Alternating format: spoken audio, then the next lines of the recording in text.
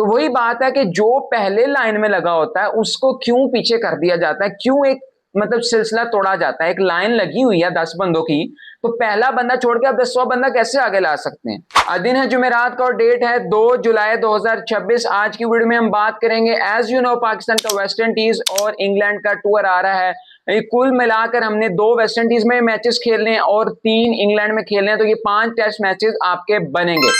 अभी तक पाकिस्तान ने कोई ऑफिशियल स्क्वाड अनाउंस नहीं किया, क्यों मुझे नहीं पता। मतलब कुछ कभी कोई डिले आ जाता है, कभी कोई डिले आ जाता है, बट हकीकत यह है कि दिन थोड़े आपके पास, आपका स्क्वाड आ जाना चाहिए था।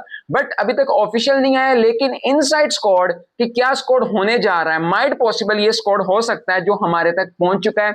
कुछ सोर्सेज भी क्लेम कर रहे हैं, कुछ न्यूज चैनल्स भी इसको क्लेम कर रहे हैं। तो मैं आज आपके साथ आज की इसी वीडियो में स्क्वाड वो शेयर करूंगा जो इनसाइड सोर्सेज ने क्लेम किया है कि ये स्क्वाड हो सकता है। ये ऑफिशियल नहीं है, बट स्क्वाड मैं आपके साथ शेयर करता हूं और इसका पोस्टमार्टम कर लेते हैं। तफसीलन इसका पोस्टमार्टम तभी करेंगे जब ऑफिशियल स्क्वाड आएगा, लेकिन जो नए नाम आएंगे उनके मैं आपको रिकॉर्ड, स्टैट्स वगैरह बताऊंगा आज की वीडियो में।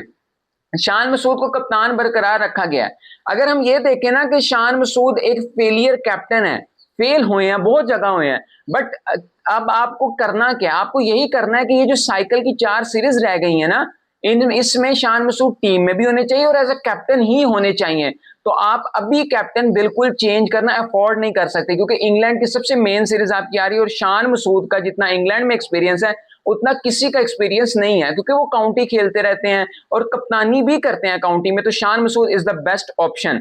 अच्छा, अब आपने ये जो मैंने कहा 4 सीरीज रह गई, तो 4 सीरीज रह कौन कौन सी गई? एक वेस्ट इंडीज, एक इंग्लैंड और 2 होम सीरीज हैं श्रीलंका और न्यूजीलैंड की। स्क्वाड जो आपके साथ मैं शेयर करता हूं उसमें शामिल है कप्तान शान मसूद, इमामुल हक को टीम में ऐड किया गया, अजान, अवैस, अब्दुल्ला फजल, अवैस जफर, बाबर आजम, सलमान अली आगा, गाजी गोरी, साउद शकील, मोहम्मद रिजवान, अली उस्मान, साजिद खान, मोहम्मद अली, आमिर जमाल, अब्बास अफरीदी, अब्बास अफरीदी कह दिया, मोहम्मद अब्बास, उबैद शाह और खुरम शहजाद। ये अब क्लेम किया जा रहा है 17 रुकनी स्क्वाड ये हो सकता है। एक जगह क्लेम किया है कि शायद 15 रुकनी स्क्वाड हो। अब सोचने की बात है कि यार अगर ये दोनों सीरीज के लिए एक स्क्वाड अनाउंस करेंगे तो ये 15 रुकनी कभी भी नहीं होगा, क्योंकि 5 टेस्ट मैचेस हैं, तो एक लंबा सफर है। तो कम से कम ये 17-18 स्क्वाड, रुकनी स्क्वाड अनाउंस करेंगे। होना तो ये चाहिए कि दोनों सीरीज का अलग अलग स्क्वाड आए, बट अगर नहीं भी आता तो ये दो मतलब 17 रुकनी स्क्वाड होना चाहिए मिनिमम, और मैक्सिमम 18-19 हो जाए। बट 15 रुकनी जो क्लेम किया जा रहा है उसमें इसी स्क्वाड में कोई चेंज नहीं है, बट 2 नामों को निकाल दिया गया। वो नाम वो हैं, एक गाजी गोरी का है जो कि विकेट कीपर है, सेकंड विकेट कीपर आगे जाएंगे, और दूसरा नाम अवैस जफर का है जो कि अपना मेडन कॉल के लिए तैयार थे। अच्छा, अब थोड़ा सा पोस्टमार्टम कर लें। इमामुल हक, मतलब जो नाम पहले इस टीम में पाकिस्तान की टीम को रिप्रेजेंट कर चुके हैं ना, ज्यादा भी थोड़ा भी, एक अर्धी मर्तबा भी, तो उनका हम पोस्टमार्टम अभी नहीं करेंगे, वो तभी करेंगे जब ऑफिशियल स्क्वाड आएगा।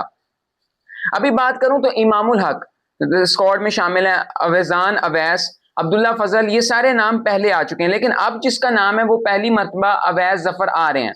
अवैस जफर का अगर मैं थोड़े से रिकॉर्ड बात करूं तो एज इनकी 26 साल समथिंग है, मतलब कुछ दिन।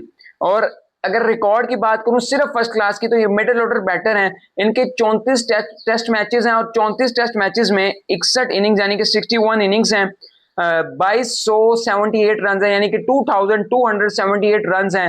हाईएस्ट स्कोर इनका 178 है, 7 सेंचुरीज हैं और 10 50s हैं। अगर मैं एवरेज की बात करूं तो 49 की एवरेज है और स्ट्राइक रेट इनका 61 का है। तो ये अगर आप रिकॉर्ड बात करें ना, कंफर्म एवरेज है जो मतलब पूरी पूरी है पॉइंट्स में भी, तो वो 42.98 है। वैस Zafar is the good call, यानी कि अच्छा इनके रिकॉर्ड हैं, अच्छे इनके स्टैट्स हैं, कोई मतलब कोई खलबली नहीं मची हुई, ऑन मेरिट लगते हैं। लेकिन मैं यहां ना एक सवाल आपके लिए छोड़ता जा रहा हूं कि क्या अजान अवैस फर्स्ट प्रायोरिटी पर थे? क्या उनसे ऊपर कोई प्लेयर तैयार नहीं था? कि अच्छे रिकॉर्ड्स वाला प्लेयर नहीं था? मुझे नहीं पता, मतलब मुझे इस तरह नहीं पता कि इस टाइम मैं सिर्फ आपसे सवाल उठा रहा हूं। अजान अवैस, अवैस जफर एक अच्छा लड़का है, अजान अवैस मिक्स हो रहा है, अवैस जफर एक अच्छा लड़का है, परफॉर्मिंग है, स्टैट्स भी अच्छे हैं। बट ये सवाल मैं पहले भी उठाता रहा हूं कि यार ऑन मेरिट स्कोर होता है, बट जो ऊपर वाला मेरिट होता है उसकी क्यों कत्लेआम किया जाता है? मैं इसका नहीं कह रहा कि ये एक मेरिट का कत्लेआम करके आ रहा है, बट मैं एक सवाल उठा रहा हूं जो बनता है कि क्या आपके डोमेस्टिक में और इससे अच्छा परफॉर्मर नहीं था? अगर नहीं था तो फिर तो गुड कॉल है, अगर था तो फिर आप सोचने के लिए लम्हा है। अच्छा, इसके बाद आ जाए जी शान मसूद, बाबर आजम, सलमान अली, गाजी गोरी। अच्छा, गाजी गोरी के ना मतलब मुझे कोई एतराज नहीं है, बट ऐसा लगता है कि सरफराज अहमद गाजी गोरी को बहुत हद तक बैक करते हैं। पहले उनको ओडीआई में लाए, फिर उनको टेस्ट में भी ले आए। अब ये देखे ना, यहाँ ये बात आ गई, गाजी गोरी से बेहतर साद बेग, टेस्ट में उनके बड़े अच्छे स्टैट्स हैं। उसके बाद रोहेल नजीर, जिनको हमने काफी अरसे तक टीम में बैक करते रहे, बट अब ना रोहेल नजीर हो भी तो गाजी गोरी फर्स्ट प्रायोरिटी पे खेलता है। कुछ ये चीजें नहीं समझ आती, मतलब कुछ चीजें हैं जिनको अपने वक्त के साथ होना चाहिए। कुछ मतलब ठीक है, आप डिजर्विंग हैं, बट आपका वक्त आता है एक, आप वक्त से पहले कोई चीज हो जाए तो फिर आप डिजर्विंग भी हो तो आपको फिर बुरा ही समझा जाता है। जो मेरी एक स्ट्रेटेजी है कि यार, एक लड़का जो पहले से लाइन में लगा था, कैसे एक बंदा उसको लाइन काट के आगे आ सकता है? ये तो मतलब सरासर ज्यादती वाली चीज है। अच्छा, साउथ शकील के बारे में खबरें आ रही थी कल की जो वीडियो, इसमें मैंने आपको क्लेम किया था कि सिलेक्टर्स चाहते हैं कामरान गुलाम को रखें, जबकि कोच और कप्तान चाहते हैं, अब कोच और कप्तान सरफराज अहमद और शान मसूद, ये इनका भी मतलब, ये इनके साथ भी डोमेस्टिक में ये तीनों इकट्ठे खेलते रहे हैं, तो ये भी एक फेवर हो सकती है। बट नहीं, साउथ शकील भी अच्छे स्टैट्स के साथ आ रहे हैं। हाँ, कुछ सीरीज में फ्लॉप हुए हैं, जब से कोयटा ग्लैडिएटर्स की कप्तानी मिली है तब से हमने उनको देखा, वो फ्लॉप होते रहे हैं। बट यार देखें, हकीकत साउथ शकील और कामरान गुलाम, तो अब देखें तो मेरे ख्याल में तो कामरान गुलाम बनते हैं। बट सिलेक्टर्स, ये वही सिलेक्टर्स हैं जो अब कामरान गुलाम को रखना चाह रहे हैं, जिन्होंने उसको फील्डिंग की वजह से बाहर किया था, यानी कि आकिब जवेद से जब पूछा गया कि उनको क्यों बाहर किया गया, नहीं जी देखें जी उनकी फील्डिंग का मसला, और फील्डिंग ने, भाईजान आपकी टीम में अगर फील्डिंग में पहले भी बात कर चुका हूं, अगर फील्डिंग पे बात आ जाए तो आपकी टीम किसी एक प्लेयर के मतलब 11 भी नहीं बनेगी आपकी। अच्छा, इसके बाद आ जाए मोहम्मद रिजवान।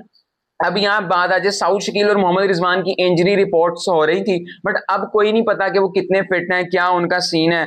तो ये अब मतलब रिजवान का अगर नाम आ रहा है तो फिर अच्छे मतलब सीनियर है, उनका ही बनता है आगे जाना भी। अली उस्मान, अब अली उस्मान एक लेफ्ट आर्म स्पिनर हैं, ऐड कर लिया गया और इनको ऐड किया गया जी नुमान अली की जगह। अब मैं यहाँ एक चीज बात करना चाहूंगा, पहले उनके जरा मैं स्टैट्स बात कर लूं। अली उस्मान के स्टैट्स बैटिंग में जी 53 मैचेस हैं, 1483 रन हैं, हाईएस्ट स्कोर उनका 105 है, नॉट आउट 22 की एवरेज है बैटिंग की, और 47 का स्ट्राइक रेट है। अगर यहीं मैं बॉलिंग की बात करूं तो बॉलिंग में 53 मैचेस में 192 विकेटें हैं, एक इनिंग्स में बेस्ट 6 विकेटें 9 रन है, जबकि पूरे मैच में बेस्ट 10 विकेटें 75 रन है। अगर बॉलिंग एवरेज की बात करूं तो एक शानदार एवरेज है 28.81 की, जबकि इकोनॉमी है 2.98 की। स्टैट वाइज मैं देखूं तो पहली फुर्सत में इस लड़के को टीम में ऐड कर लिया जाए, लेकिन अब आपने ये सुनना है कि नुमान अली की ये रिप्लेसमेंट पर आ रहे हैं। अगर ये नुमान अली की रिप्लेसमेंट पर आ रहे हैं तो क्या नुमान अली की परफॉर्मेंस गिर गई? नहीं सर, नुमान अली को आपने तैयार किया, स्पिनिंग ट्रैक्स आपने दिया, आपने उसको बैक किया इतना, बट अब आपने अचानक से ऐसे बार कर दिया कोई वजह बताए बगैर। नुमान अली भी कोई बुरी परफॉर्मेंस नहीं है, 7वें नंबर पर आईसीसी की टेस्ट रैंकिंग में मौजूद है बॉलिंग में, ठीक है। अच्छा, एक लम्हे के लिए मैं समझ लूं कि यार नुमान अली की काफी एज है, अब यंगस्टर्स को चांस देना चाहिए। क्या अली उस्मान यंगस्टर है? अली उस्मान के मैं बिल्कुल खिलाफ नहीं, अली उस्मान के बहुत अच्छे स्टैट्स हैं, बट क्या ये यंगस्टर हैं? बिल्कुल यंगस्टर नहीं है। इनकी एज की मैं बात करूं तो 33 साल 26 दिन इनकी एज है, यानी कि ये भी कुछ ही क्रिकेट इनकी बाकी है।